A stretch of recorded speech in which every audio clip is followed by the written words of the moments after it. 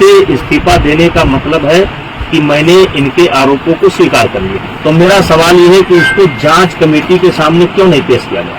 किसी लड़की से कह रहा है कि किसी भी लड़की का इंतजाम कर दो, किसी भी तरीके से इंतजाम कर दो। दिनेश फोगाट की कृपा से नहीं मिला है, हमारे क्षेत्र की जनता ने मुझे दे रखा है। कुश्ती संघ का अध्यक्ष पद भी उनकी कृपा पर नहीं है। इसमें एक उद्योगपति का हाथ है, कांग्रेस का हाथ है। अब पूरा मामला पता नहीं क्या जंतर मंतर पहुंच गए। हम बहाना है, निशाना और है। सबका अखिलेश जी का धन्यवाद करूंगा, क्यों नहीं धन्यवाद करूंगा? ये छींटे साफ करना मेरा काम है।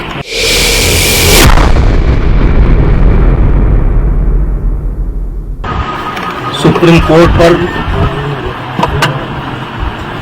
पूर्ण आस्था और विश्वास है और इस देश के अंदर सुप्रीम कोर्ट से कोई बड़ा नहीं हो सकता। और सुप्रीम कोर्ट ने के सामने कल एफआईआर करने की बात आई है और अभी यद्यप एफआईआर की कॉपी मेरे पास नहीं है, लेकिन एफआईआर हो ही गई होगी और उसमें मुझे कुछ गलत प्रतीत नहीं होता है। और जो जांच एजेंसी वर्तमान समय में दिल्ली पुलिस है, उस पर भी मुझे पूरा भरोसा है। मुझे किसी प्रकार से कोई शिकायत नहीं है और मैं पूरी तरह से निर्दोष हूं और इन आरोपों का सामना करने के लिए तैयार हूं। जांच एजेंसी जहां भी उचित समझेगी उसकी हर जांच में सहयोग करने के लिए मैं तैयार हूं। मुझे पहले भी भरोसा था, आज भी भरोसा है।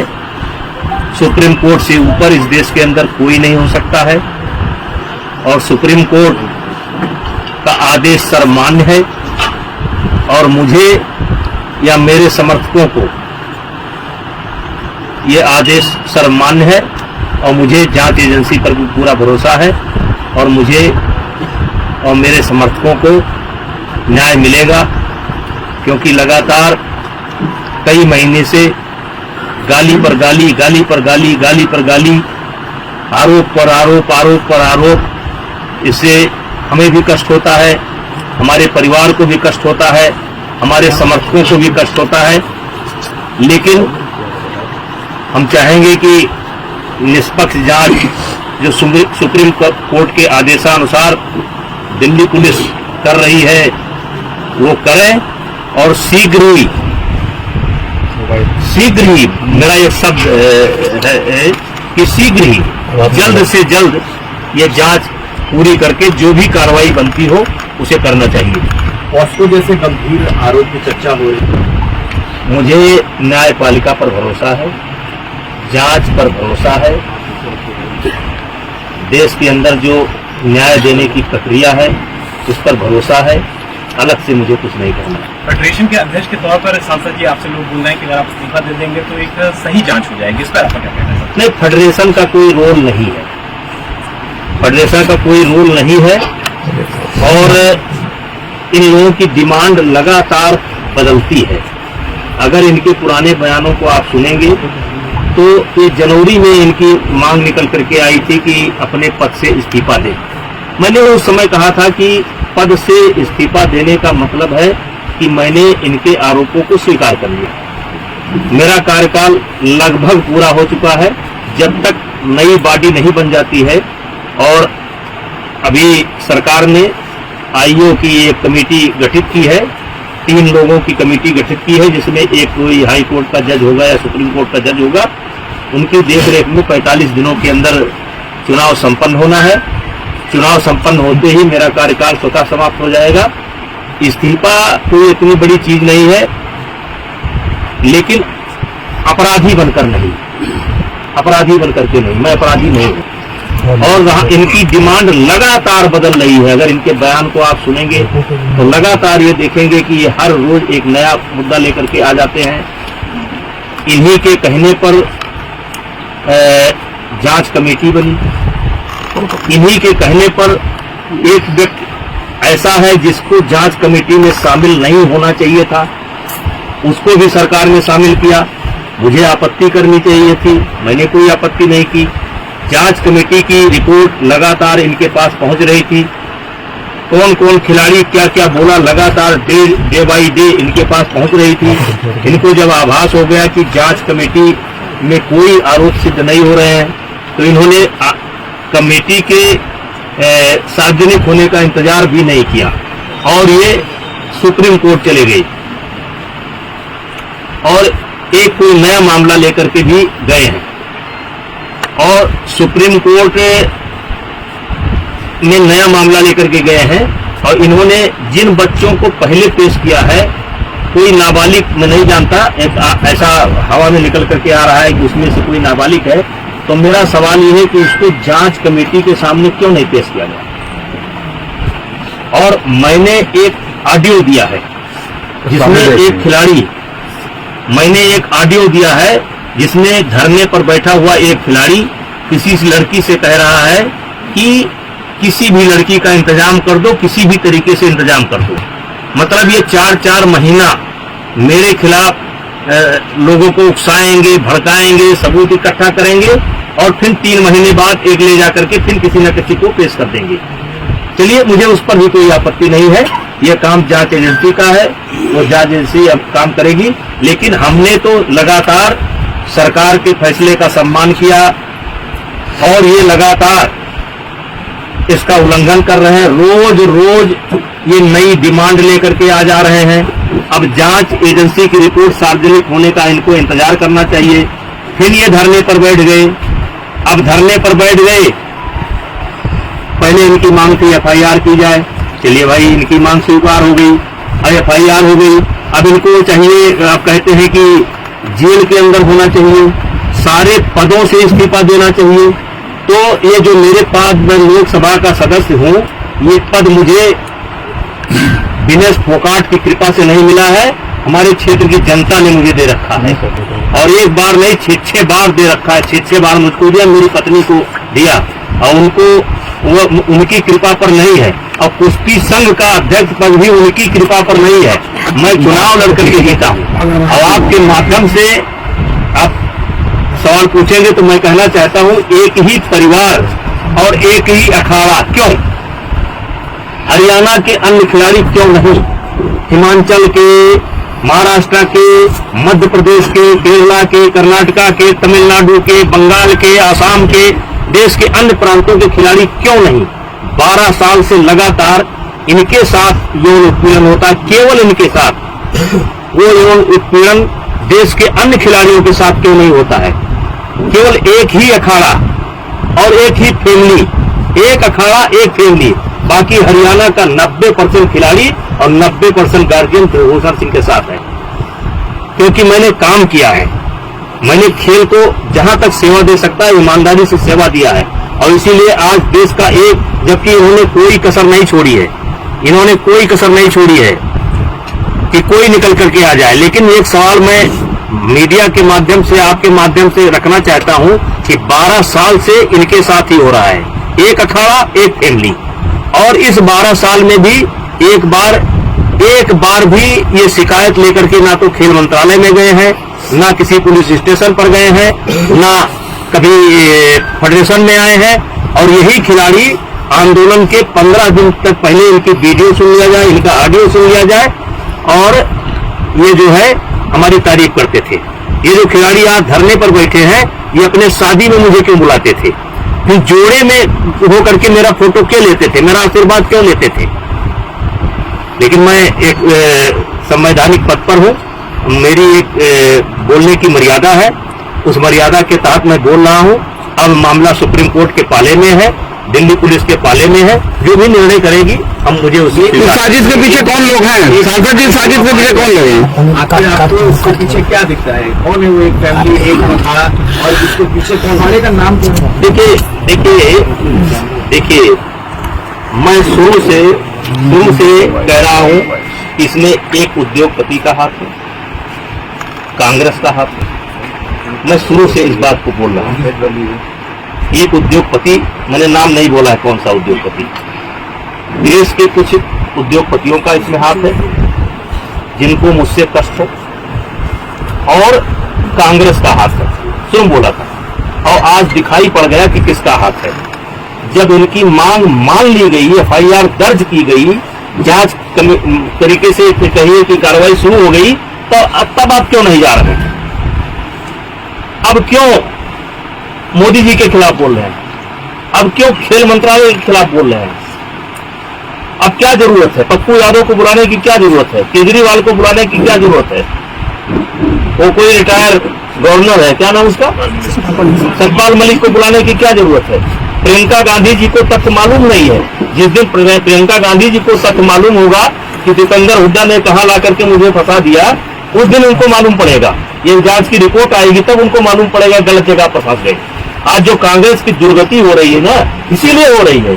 कभी वो सर्जिकल स्ट्राइक पर सवाल उठाएंगे, कभी एयर स्ट्राइक पर सवाल उठाएंगे, कभी कोरोना पर सवाल उठाएंगे। अब पूरा मामला पता नहीं क्या जंतर मंतर पहुंच गए। जांच का इंतजार कर लेते, दिल्ली पुलिस की रिपोर्ट का इंतजार कर लेते, तब जंतर मंतर पहुंचते। सांसद जी, राजनीतिकरण हो रहा है, आम आदमी पार्टी पहुंच रही है। तो जैसे कह रहा हूं कि ये खिलाड़ियों का धरना नहीं है, ये कुछ षड्यंत्रकारी लोग हैं जो हमारी पार्टी को नुकसान पहुंचाना चाहते हैं, जिसमें मुझे मोहरा बना रहे हैं। यानी कि निशाना जरूर आप समझ रहे हैं, लेकिन लक्ष्य दूसरा है कोई। नहीं, निशाना हमारे ऊपर है, हम बहाना है, निशाना और है, और निशाना आ रहा है। आज देख लीजिए, जैसे जांच कमेटी पर आपने कैसे सवाल खड़ा कर दिया।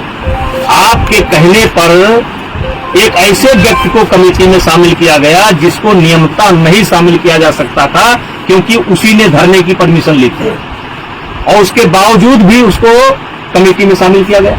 आपको लगता है सरकार झुकती चली गई है इन लोगों के साथ? यही वजह है कि मांग भी बढ़ती चली गई।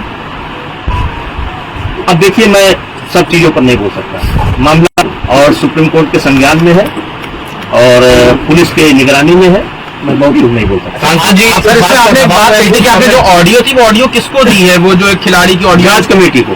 जांच कमेटी कौन खिलाड़ी था ये? ये कोई जरूरी है भाई? जांच कमेटी को दे रखी है। वो लड़कियों से बात करता है कि भाई देखो, कोई लड़की बात कर लो, कोई लड़की, किसी भी तरीके से कोई लड़की ले आओ, और ले आए। क्योंकि जो आईओ के सामने जो बच्चे पेश हुए हैं, या जो बच्चे ओवरसाइट कमेटी के सामने पेश हुए हैं, उसमें वो बच्चा नहीं था। यद्यप मुझे उस बच्चे का नाम पता भी नहीं मालूम है, लेकिन वो बच्चा नहीं था। सांसद जी, जैसे कि 16 से 18 इधर खेल हुआ, तो क्या इस खेल को जो पहली बार रोका गया था और दोबारा हो गया, इसके बाद ये टाइमिंग क्या, कैसे देखा जाए कि ये धरना शुरू हो गया? अब देखिए, बहुत अच्छा सवाल आपने किया। ये कहते हैं कि मुझे कुश्ती को बचाना है, इसलिए हम इस धरने पर बैठे हैं। हमारे देश को एशिया चैंपियनशिप जूनियर अलॉट थी, आपने पत्र लिख लिख करके उसको कैंसिल करवा दिया। ये इन्होंने कुश्ती को बचाया। दूसरा, ओपन नेशनल टूर्नामेंट हो रहा था, उसको इन्होंने रद्द करवाया। एक काम ये उन्होंने कुश्ती को करके बचाया। महिलाओं का कैंप चल रहा था, बच्चियां आ चुकी थी, उनको कैंप छोड़ करके भागना पड़ा, और वो आज तक कैंप नहीं लग पाया। ये इन्होंने कुश्ती को बचाया। और जब ओवरसाइट कमेटी बनी थी तो उसमें 3 सप्ताह का समय दिया गया था। 3 सप्ताह के बजाय मैंने 3 महीने तक वेट किया, और जब ओवरसाइट कमेटी समाप्त हो गई, उसने अपना कार्यकाल समाप्त किया, क्योंकि हमारी फेडरेशन को भंग नहीं किया गया था। हमारी फेडरेशन को भंग नहीं किया गया था। जब ओवरसाइट कमेटी ने अपने आप को ये हो गया कि अब ओवरसाइट कमेटी नहीं है, तो चूंकि देश में जैसे इस समय एशिया चैंपियनशिप होना है, फिर वर्ल्ड चैंपियनशिप होना है, हमारे यहाँ खेल रुका हुआ है, कोई नेशनल नहीं हो रहा है, कोई ओपन नेशनल नहीं हो रहा है। तो जब नेशनल नहीं होगा, अब जैसे कैडेट है, अगर कैडेट का नेशनल नहीं होगा, अंडर 15 का नेशनल नहीं होगा, तो एशिया जाने के लिए टीम कैसे बनेगी? एक प्रक्रिया है ये कि पहले हमको कराना पड़ेगा। हमारी फेडरेशन भंग नहीं थी, हमने जो है इस खेल को करवाया। अब ये खेल को करवाया तो हमने भाई हरियाणा के खिलाड़ी लड़े, बहुत बड़ी संख्या में लड़े, बच्चे मेडल लेकर के गए। मैंने कोई मेडल सेरेमनी नहीं की, मैंने कोई मेडल सेरेमनी नहीं की। मैं कभी अखाड़े पर नहीं गया, मैं जो है बैठ करके अपनी कुश्ती को देखता रहा। कुश्ती देखने का अधिकार मुझको भी है। हरियाणा की कई बच्चियां मेरे पास आई, कि सर मुझे फोटो लेना है। हमने कहा बेटा आज फोटो खिंचाओगे और कल इसी फोटो पर मुकदमा लिखाओगे। उन्होंने कहा नहीं सर मुझे तो लेना ही लेना है। फिर उनकी मां निकल करके आ गई, सर मुझे लेना ही लेना है। फोटो ले गए और उसके बावजूद भी मैं मेडल सेरेमनी नहीं किया। लेकिन ये कहते हैं कि मुझे खेल को बचाना है, तो खेल को बचाना है तो नेशनल को बंद कर देना है, ओपन नेशनल को बंद कर देना। ये खेल को बचा नहीं रहे हैं और ये आने वाले समय में पता चलेगा कि इस 4 महीने के अंदर इन्होंने खेल का कितना बड़ा नुकसान कर दिया है।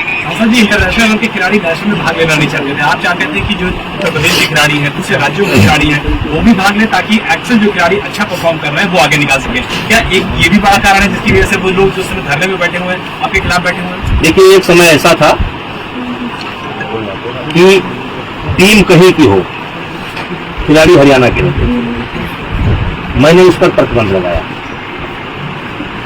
लेकिन मैंने प्रतिबंध लगाया कि हरियाणा का खिलाड़ी अपने ही राज्य से खेलेगा।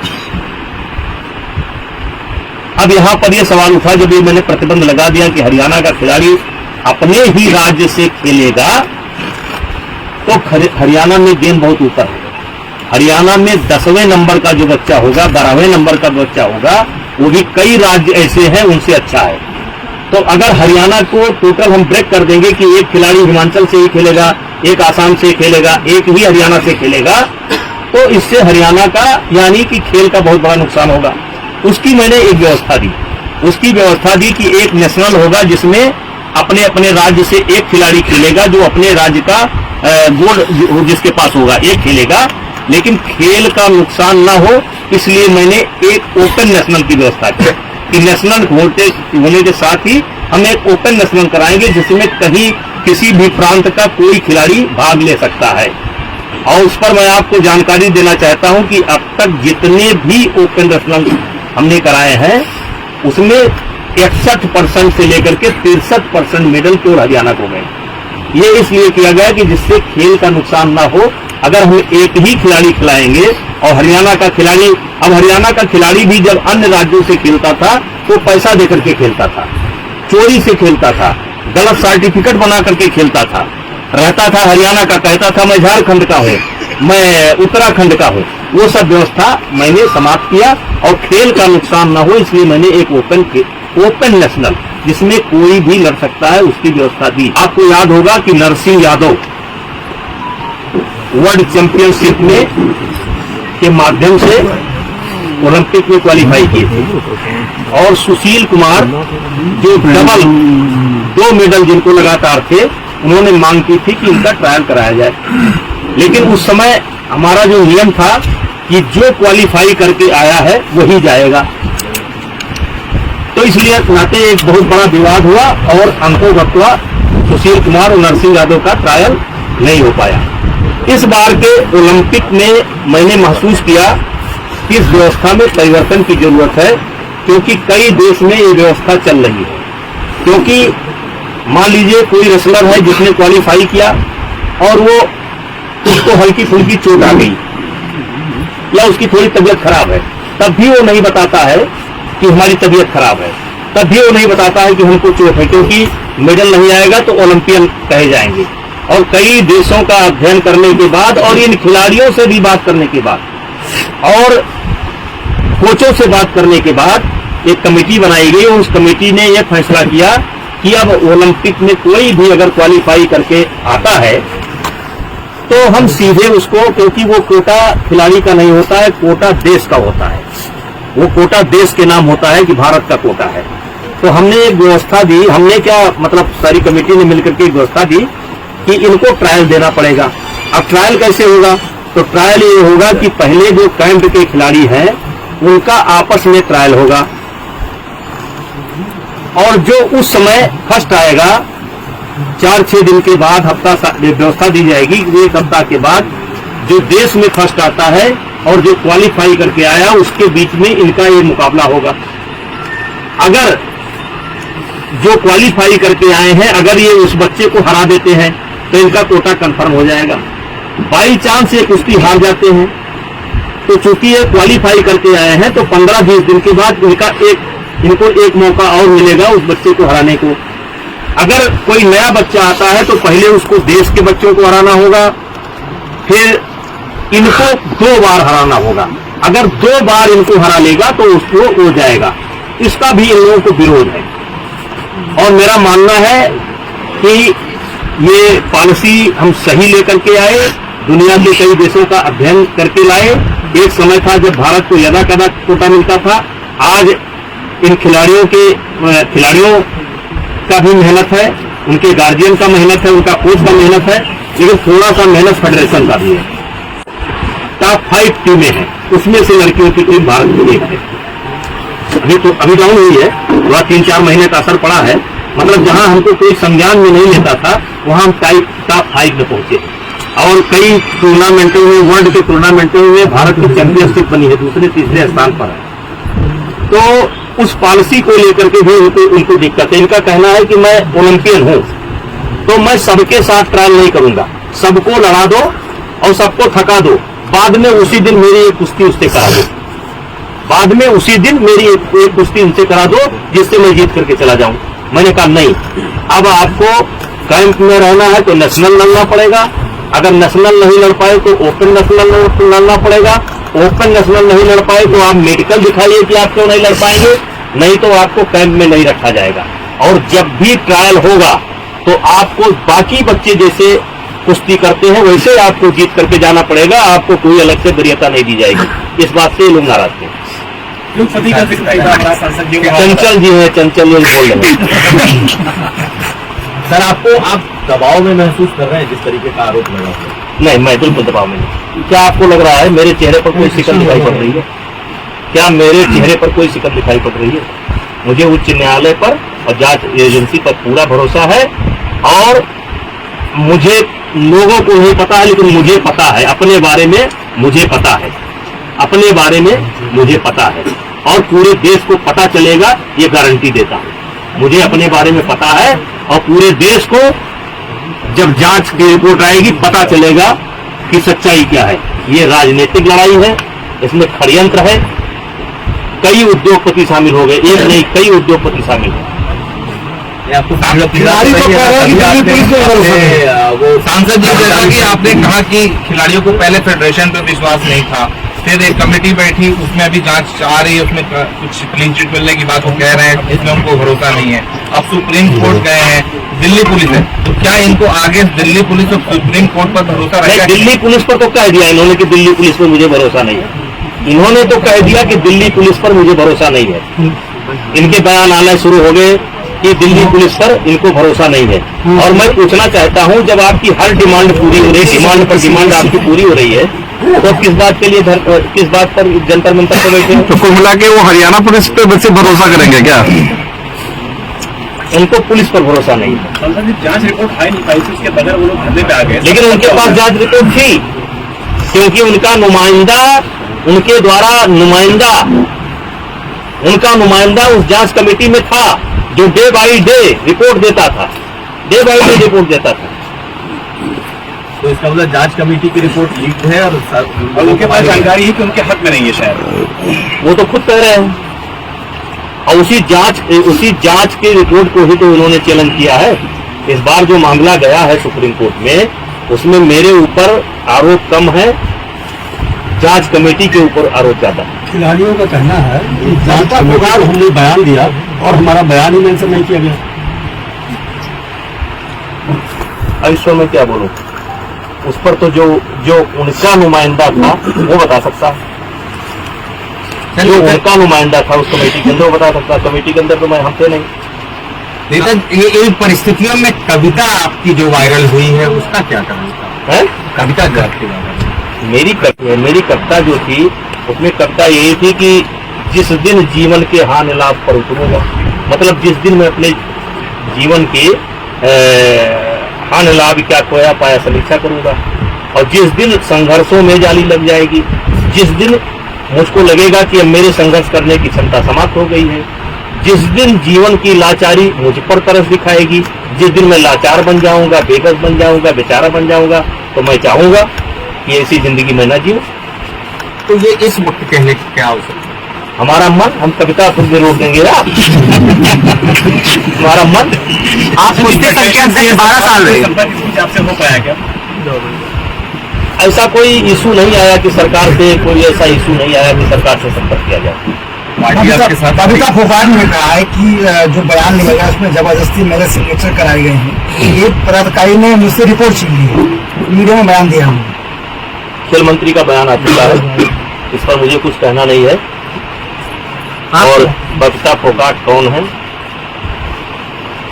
आप जानते हैं। आप कुश्ती संघ के अध्यक्ष 12 साल रहे, आपके नेतृत्व में कुश्ती संघ ने तमाम देश विदेश में मेडल जीते, लेकिन आपने जब पतंजलि के उत्पादों का विरोध करना शुरू किया, उसी समय आप पर आरोप प्रत्यारोप इस तरह के लगने शुरू हुए। देखिए, मेरा पतंजलि से कोई व्यक्तिगत नहीं है। मैं देखो मेरा, आप देखिए एक क्रम, एक बातचीत के क्रम में निकला था, और आज आप देखिए नकली खाद्य पदार्थों से भरा पड़ा है, बाजार पट्टी पड़ी है, और उसमें श्रीमान जी का नाम आता है, तो मैं क्या करूं। नहीं, आप पर आरोप भी तभी लगना शुरू हुए क्योंकि जब तक 12 साल आपके नेतृत्व में कुश्ती संघ ने मेडल जीते तो आपका नाम इतना हाईलाइट नहीं हुआ था, लेकिन जब आपने पतंजलि के उत्पादों का विरोध करना शुरू किया तभी आप पर ऐसे आरोप प्रत्यारोप क्यों लगे। 50,000 करोड़ के आदमी है, जिंदा रहने दो यार। अभी तो आरोप लगा रहे हैं, पता नहीं कल को क्या करवा दे। सांसद ने वहाँ पर एक आपके आपराधिक रिकॉर्ड की वहाँ पर एक सूची में मुकदमे थे। अभिनय करिए, जब तक आप पद पर रहेंगे तो जांच संभव नहीं है। आप देखिए, उस सूची से आप अवगत हैं। मैं जेपी आंदोलन में कई बार जेल गया हूँ। जब इंदिरा जी ने इस देश पर इमरजेंसी लगाई थी तब मैं गया हूँ। आपको पता होगा, जहाँ आप बैठे हैं इस समय, मेरा बगल में घर है, जो आज का मंदिर है उस समय का घर होता है। मेरे गांव वाले मौजूद हैं, जाकर के पूछ लीजिए। मेरा ही घर गिराया गया था और मैं अपने ही घर के गिराने में मुलजिम बना था, वो भी मुकदमा है। उसमें 395 भी है, 397 भी है, 307 भी है। मैं देश का पहला आदमी हूँ।